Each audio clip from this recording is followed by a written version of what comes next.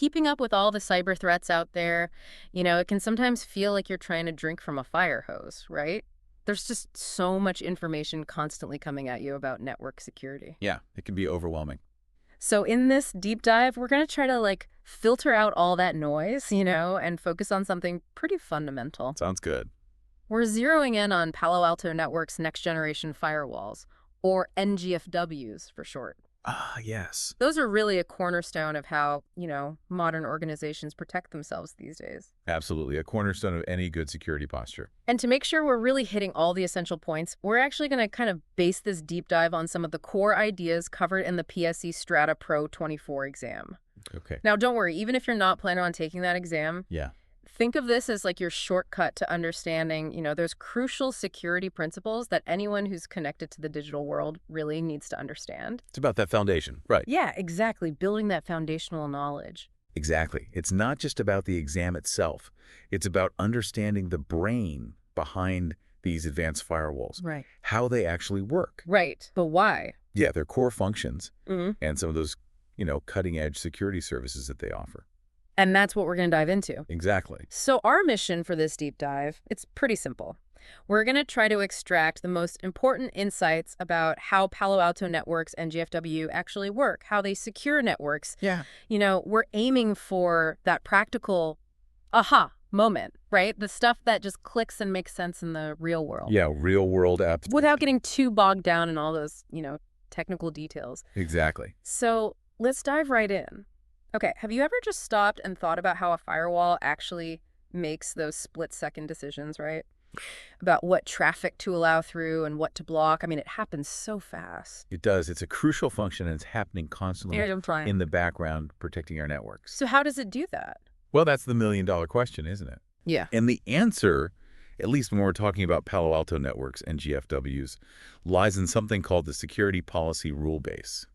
Oh. It's like the fundamental set of instructions that guides the firewall's actions.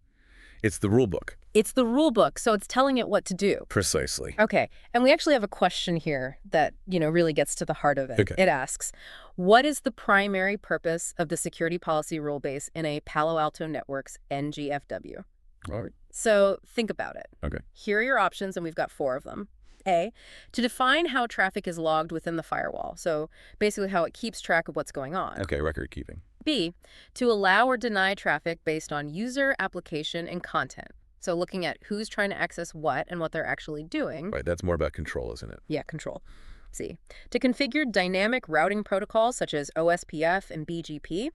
Now that gets into the more technical aspects of how networks talk to each other. Right, the nuts and bolts of network communication. And then D, to determine which firewall interfaces are active and assigned to zones. So that's about, managing which parts of the network the firewall is actually paying attention to.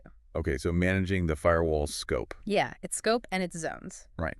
So out of those 4, what do you think is the key function here? Well, when we're talking about the primary purpose of the Security Policy Rule Base, the most accurate answer is B, to allow or deny traffic based on user, application, and content. Okay, so it's that control aspect. Exactly. This is where you see the real evolution from traditional firewalls, right? What do you mean by that? It's not just about looking at the low-level details like which port or protocol is being used. It's about understanding the who and the why behind that traffic. Ah, I see. It's about context. So it's going beyond just, checking if the door is unlocked and actually asking, who's knocking? Exactly. What are they bringing with them? And should we let them in? Right. Should we even let them in? So it's a much more intelligent approach to security, it sounds like. It really is. It's about making informed decisions based on a deeper understanding of what's happening on the network. So what does that actually allow us to do? I mean, strategically, how does that help organizations protect themselves better? Well, strategically, it allows organizations to be much more precise with their security. They can implement more granular, context-aware policies instead of just saying, block all traffic from this IP address, which might be way too broad. They can create rules tailored to specific users, specific applications, and even the type of content being accessed. Right. So you're aligning security controls much more closely with the actual business needs. Ah. And that reduces the risk of either being too permissive, letting things through that you shouldn't, Yeah. or being too restrictive and hindering productivity. Right. Finding that balance. So it's Exactly. about being smart about it. It's about working smarter, not harder, when it comes to security. I like that. So the security policy rule base, it's more than just a list of rules, right? Oh, absolutely. It's really like the brains of the operation, allowing the NGFW to make those intelligent security decisions based on all that rich information it has about what's going on in the network. It is. It's the decision-making engine driven by context. But in today's world where threats are evolving so quickly, just having that intelligent gatekeeper, it's probably not enough, right? You're absolutely right. The threat landscape is constantly shifting. New malware, new attack techniques, they're emerging all the time. Right, it's like a never-ending arms race. It really is. So how do you keep up? Well, that's where those cloud-delivered security services come in. They provide a critical layer of protection on top of what the NGFW does locally. Ah, okay, so they're like the reinforcements. Exactly. Think of it this way.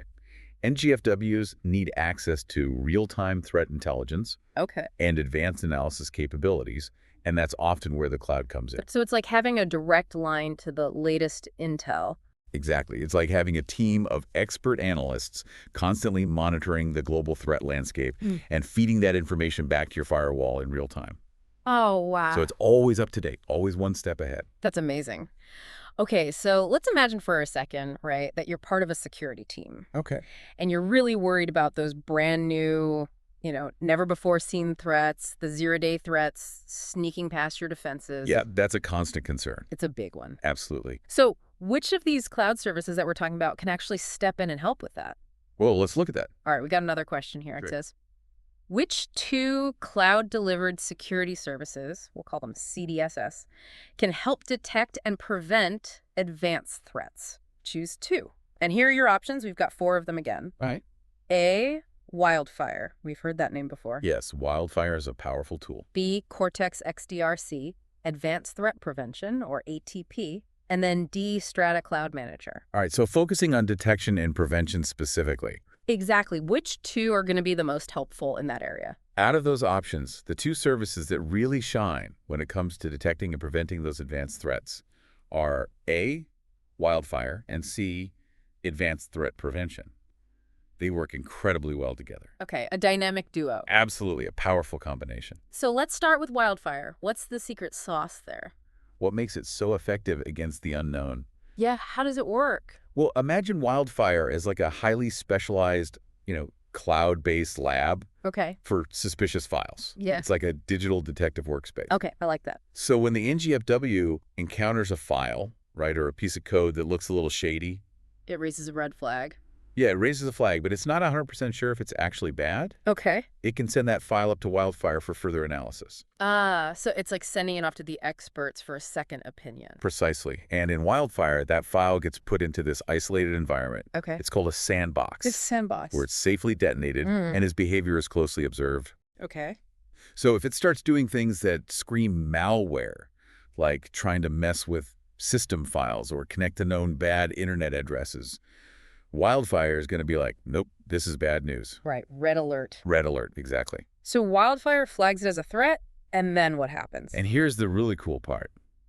The information gleaned from that analysis, from figuring out what this new threat is all about, gets shared rapidly with all other Palo Alto Networks customers around the world. Ah, so it's like a global early warning system for cyber threats. Precisely.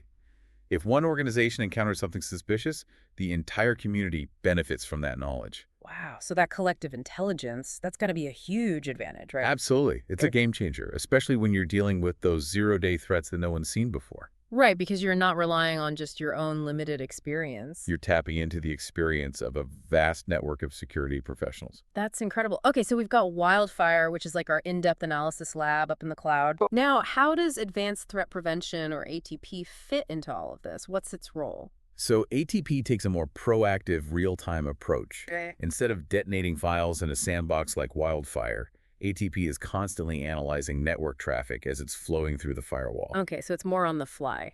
It is. Yeah. It's looking for those telltale signs of both known and unknown threats. Okay, so what kind of signs are we talking about? We're talking about patterns in the traffic, things like command and control traffic, that's communication between a compromised machine and the attacker's server, or attempts to exploit vulnerabilities in software. So it's looking for those sneaky behaviors. Exactly. And the beauty of ATP is that it can often block these malicious activities in real time. Right, so it's stopping them before they can do any damage. Precisely. Oh. Preventing them right in their tracks. So if wildfires, like our forensic team, carefully examining evidence after the fact, Yeah, a deep dive into the unknown. ATP is more like our security guard, constantly on patrol. Right. Always vigilant, looking for anything suspicious. And they both work together to create that layered defense. I do. They cover different stages of the threat lifecycle, working in harmony. That's amazing. Now let's shift gears a bit and talk about something else that's really important in modern security. User identity. Okay. Traditional firewalls, they often focused on IP addresses. Right, the digital address of a device. But these days, people are constantly moving between devices, laptops, tablets, phones. IP addresses can change all the time. It's a much more dynamic environment. So relying solely on IP addresses seems pretty limiting, don't you think? It does. It's like trying to track someone down based on their constantly changing location instead of who they actually are. Yeah, exactly. Yeah. Knowing who is doing what has become so much more important than just where they're connecting from. Absolutely. It's about understanding the user behind the traffic. So how can a firewall actually enforce policies based on who's accessing resources, not just their location? That's a great question. We have another question here that gets to the heart of that. It says, which feature allows a Palo Alto Network's NGFW to dynamically enforce policies based on user identity rather than just IP addresses? So here are your options, four of them again. A, App ID, B, User ID, C, Content ID, and D, Panorama. Out of those, the answer is B, User ID. That's the key to linking network activity to specific individuals. Okay, so user ID, it's like the detective that figures out who's behind the mask, so to speak. Exactly. It's about connecting the dots between network traffic and the actual user. But how does it actually do that? I mean, how does it know that this activity coming from this IP address belongs to, John Smith, for example? Well, User ID has a few tricks up its sleeve. Okay. One common approach is to integrate with those directory services that organizations already use, like Active Directory. Right, where all the user accounts are stored. Exactly. The firewall can actually monitor authentication events on those systems. Yeah, so it's listening in on who's logging in and from where. Precisely. So it learns which user has logged in from a particular IP address. And it can also use other techniques like captive portals or analyzing authentication logs from different systems. So it's gathering clues from all over the place? It is. It's like a digital detective, piecing together the puzzle to figure out who's who. And then it builds this kind of dynamic table, right? Yes, it creates a constantly updating map that links users to their current IP addresses. That's really clever. So instead of having to manually track all those IP addresses, which would be a nightmare. A total nightmare, especially in a large organization. You're letting the firewall do the heavy lifting, using the information that's already there in the systems that manage users anyway. Right, it's about working smarter, not harder. I like that. So what kind of benefits does that actually give you in terms of security? Well, it allows you to create those really granular, user-centric security policies we talked about before. Instead of saying, block access to this server from IP address X, you can say, prevent anyone from the marketing department from accessing the engineering servers, regardless of what device they're using or what IP address they happen to have at that moment. Ah, so it's much more about their role within the organization. Exactly. It's about aligning access privileges with their actual job responsibilities. And that makes a lot of sense. It makes security more efficient and reduces the risk of human error. Right, because people make mistakes. We do. So user ID, it's really that crucial link that allows us to move beyond securing networks based on just locations to securing them based on the actual people accessing resources. It's a fundamental shift in how we think about network security. It is. Now, speaking of shifts in security thinking, you've probably heard a lot about the zero trust security model. Oh, absolutely. Zero trust is a big deal these days. It's a hot topic. And for good reason. It's changing the way we approach security. Yeah, and the basic idea is never trust, always verify, right? Precisely. It's about moving away from that traditional idea of having a trusted internal network and an untrusted external network. Right, because the lines are getting blurrier and blurrier these days. Exactly. With cloud computing, remote work, mobile devices, that old perimeter-based model just doesn't cut it anymore. Yeah, it's much more fluid. So in a zero trust model, Everything is potentially untrustworthy. Okay, so you're starting from a position of, like, skepticism. Yes, healthy skepticism. Every user, every device, every application, you name it. And before you grant access to anything, you have to explicitly verify that it's legitimate. Precisely. It's about assuming breach and building your defenses accordingly. Right, so it's not a question of if an attack will happen, but when. Exactly. You have to be prepared for the worst case scenario.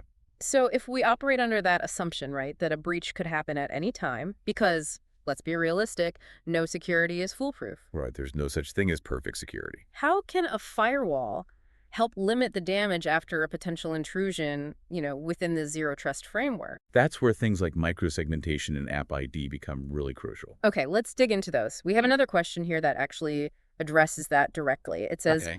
when implementing a zero trust architecture, which two actions should be performed to enhance security and limit lateral movement within a network? Choose two. Okay. Limiting lateral movement. That's key in a zero trust world. Right, because if an attacker gets in, you don't want them just roaming around freely. Exactly. Containment is crucial. So here are your options. A, use microsegmentation to isolate critical assets. So basically, dividing your network into smaller, more secure zones. B, enable App ID to enforce application-based policies. We talked about App ID earlier, remembering what applications are running.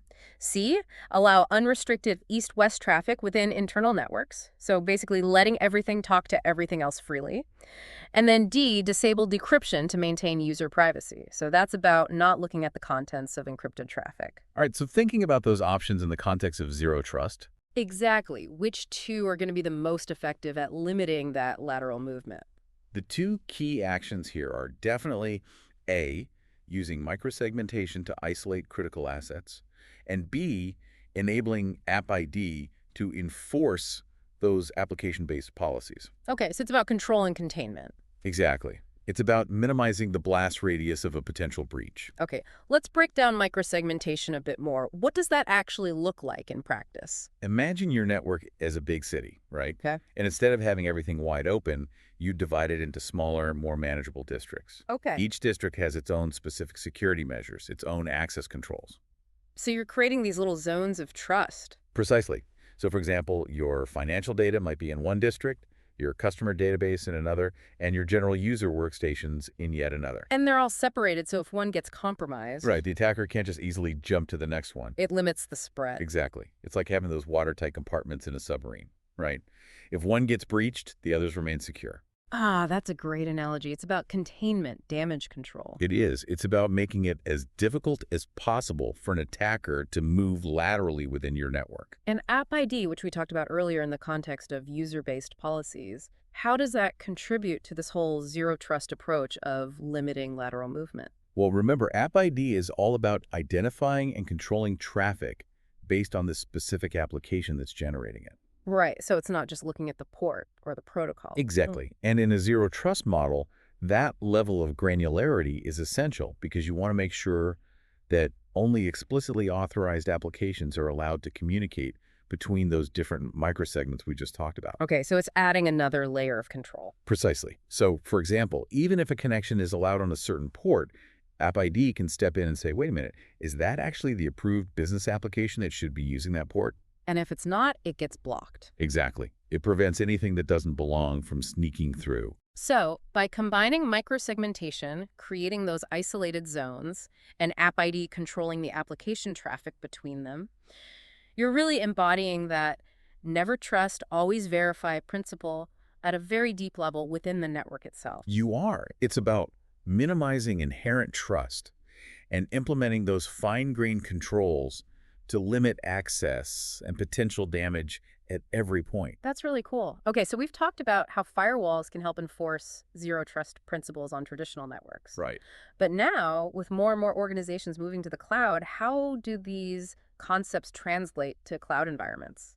That's a great question. It's a different beast. It is. Cloud environments introduce some unique security considerations. Yeah, because the architecture is so different. Exactly. And one of the biggest challenges in cloud security is protecting what's known as east-west traffic. East-west traffic, yeah. You hear that term thrown around a lot. You do. It's become a real focal point in cloud security discussions. But what does it actually mean? So in a cloud environment, you have all these different virtual machines, containers, microservices, all these components that make up your applications and services, Right. and they're constantly talking to each other. Okay. That communication, that internal chatter within the cloud environment, that's what we call east-west traffic. Ah, okay. So it's the traffic between different workloads within the same cloud environment. Exactly. It's like the internal communication network of your cloud infrastructure And why is that so important to secure? because it's a prime target for attackers. Oh, how so? Think about it.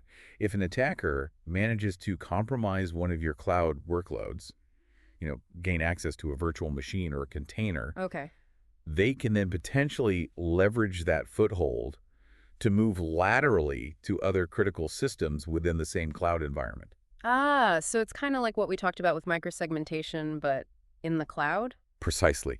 Yeah. It's about preventing that lateral movement, that domino effect, but within the unique context of a cloud environment. So if a company is specifically deploying a firewall in the cloud to protect that east-west traffic, what should they be thinking about? I mean, what factors are important when choosing a firewall solution for that specific purpose? That's a key consideration. You Yeah. need a firewall that's designed for the cloud, built for that environment. Right, because a traditional hardware firewall, that might not be the best fit. Exactly. It might not have the flexibility, the scalability, or the performance characteristics needed for a dynamic cloud environment. Okay, we have one last question here that actually addresses this directly. All right. It says, a customer is deploying a Palo Alto Networks NGFW in a cloud environment and wants to optimize performance for east-west traffic protection.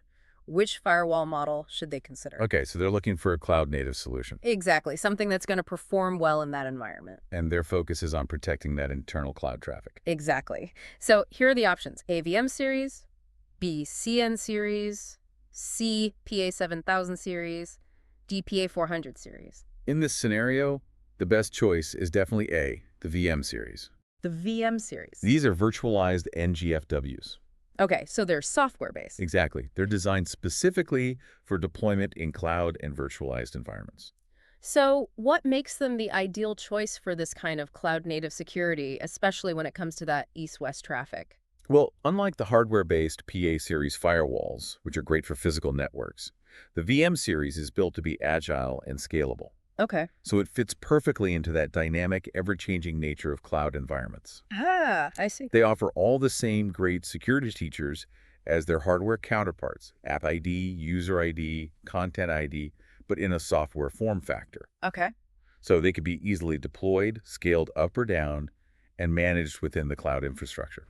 So they're much more flexible. Exactly. And how do they perform when it comes to that critical east-west traffic? They excel in that area. They can be strategically placed within the cloud network, right where they're needed Okay. to segment and inspect that traffic that's flowing between different virtual machines and workloads. Yeah. So they're right in the middle of the action? They are. And they're also optimized for the performance characteristics of virtualized environments. So they're not going to slow things down. Exactly. Security doesn't become a bottleneck for internal cloud communication. That's crucial in a fast-paced cloud environment. Absolutely. The CN series, while also cloud-focused, is more geared toward containerized environments, whereas the PA series are those hardware appliances we talked about, better suited for physical network perimeters. So it's all about choosing the right tool for the job. It is. And in this case, for securing that east-west traffic in the cloud, the VM series is the way to go. Well, we encourage you to keep exploring and learning in this ever-evolving field of cybersecurity. Thanks for joining us for this deep dive. Thanks for having me. It's been a pleasure.